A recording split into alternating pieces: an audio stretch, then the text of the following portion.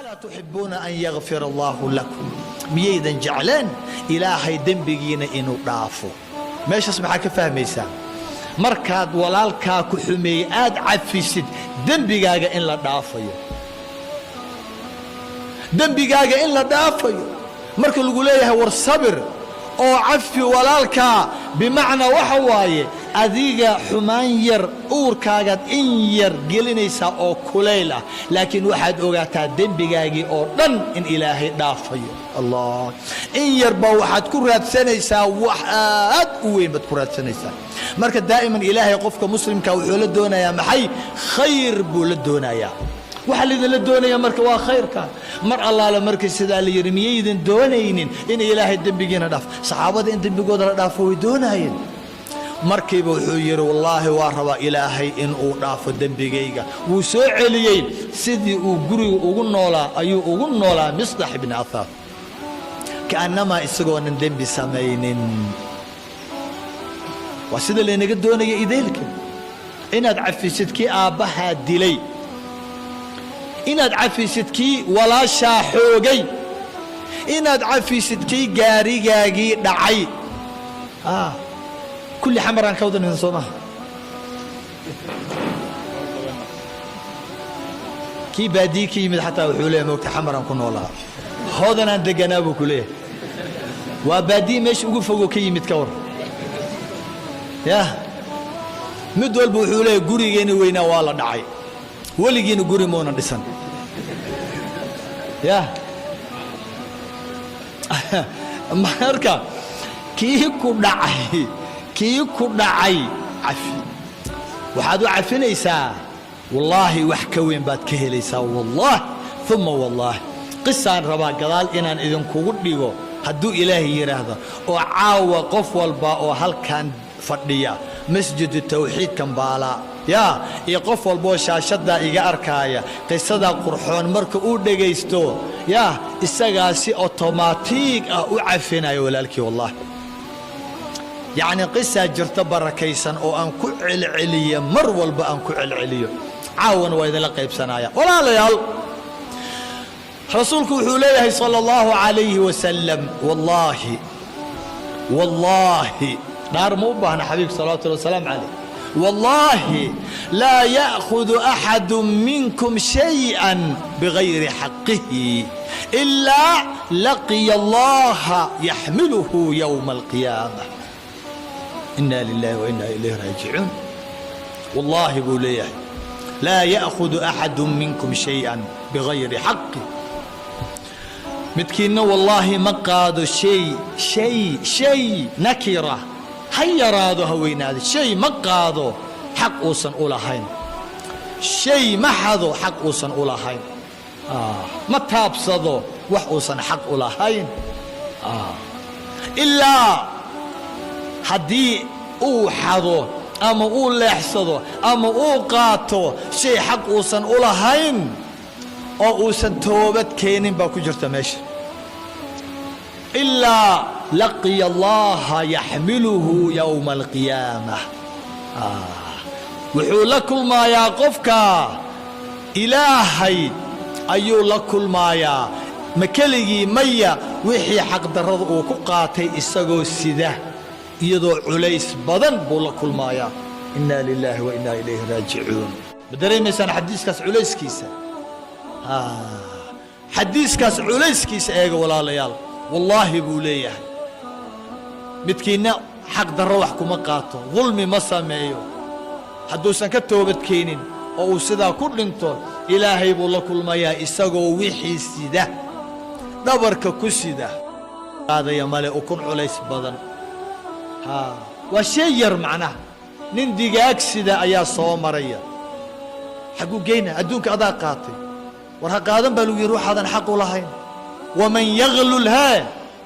يأتي بما غل يوم القيامة ومن يغلل قفكي وح إسدابا مريا وح خيانة وح هذا وح لحسدا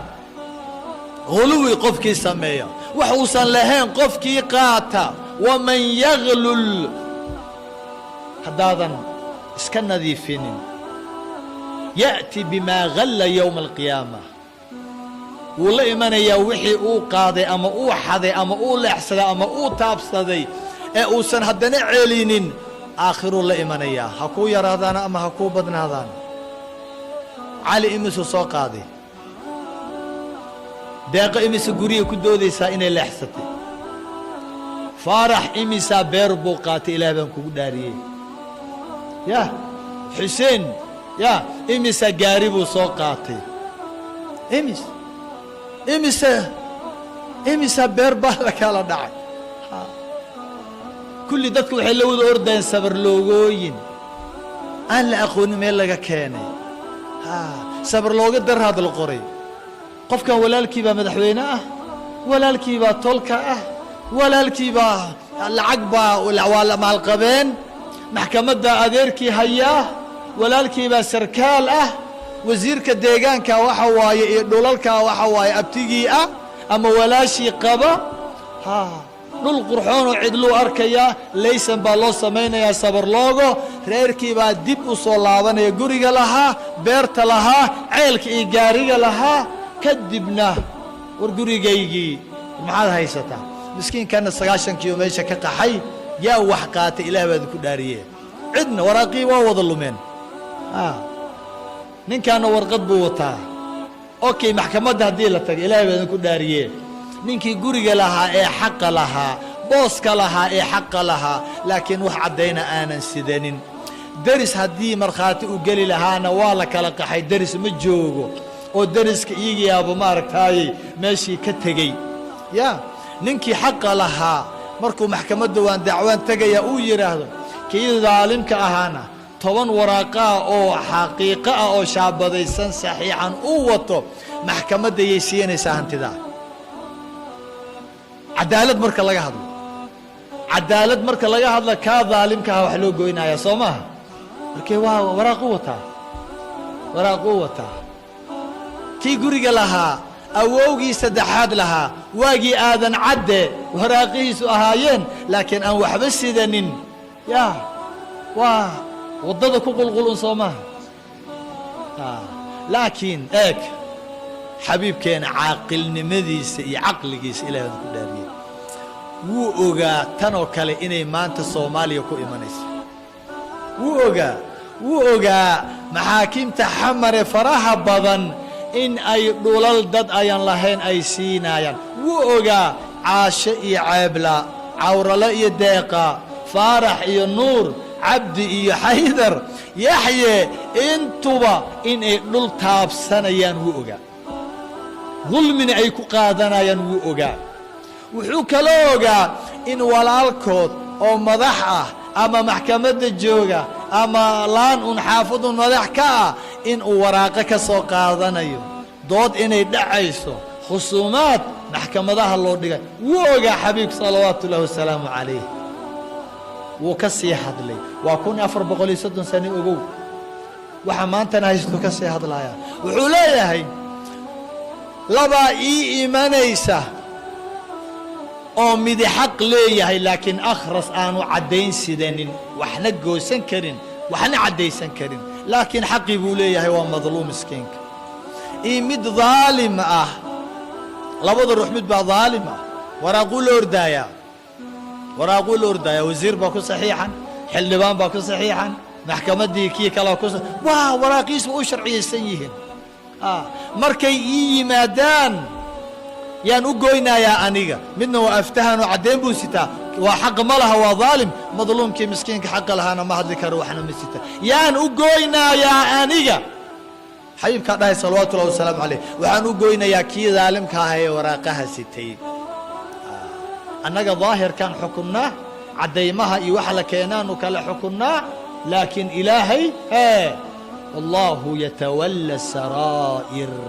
uurka ilaahay baa haya uurka ilaahayba meesha laba xukunaa dhacaysay ogow